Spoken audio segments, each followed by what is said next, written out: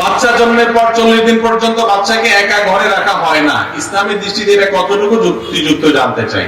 বাচ্চা জন্মের পর 40 দিন বাচ্চাকে একা রাখা হয় না, ঠিক আছে? তো এখানে তো ইসলামের দৃষ্টিকোণ না, এখানে বিষয়টা হলো বাচ্চা জন্মের পর একা একা রাখলে তো বিপদ হতে পারে, একা একা রাখবে কেন তাকে? কিন্তু কেউ যদি এটা মনে করে যে বাচ্চা জন্মের পর 40 দিন পর্যন্ত তার সাথে কেউ না কেউ থাকতে হবে, 1 মিনিটের জন্য তাকে এক কক্ষে আলাদা রাখা যাবে না, তাহলে সেটা ভুল। এই কথা কোরআন হাদিসে কোথাও নাই, এটা কুসংস্কার। কথা কি বুঝাতে পারছি? বাকি এমনি বাচ্চার যাতে কোনো বিপদ না হয়, তার জন্য অসুবিধা না হয়, সেজন্য তার আশেপাশে কেউ না কেউ থাকা, এটা তো ঠিক আছে। এটার সাথে সাধারণ বিবেকের প্রশ্ন জড়িত, ইসলাম না, ইসলামের বিষয় না এটা। আমরা বাচ্চার সেফটির জন্য, নিরাপত্তার জন্য তার আশেপাশে তার দাদি, নানি, দাদা, খালা বা ফুফু, মা, বাবা কেউ না কেউকে রাখার চেষ্টা করি। বাকি কেউ না কেউ থাকতেই হবে, 1 সেকেন্ডের জন্য সরা যাবে না 40 দিন বলতে, এমন কোনো কথা কোরআন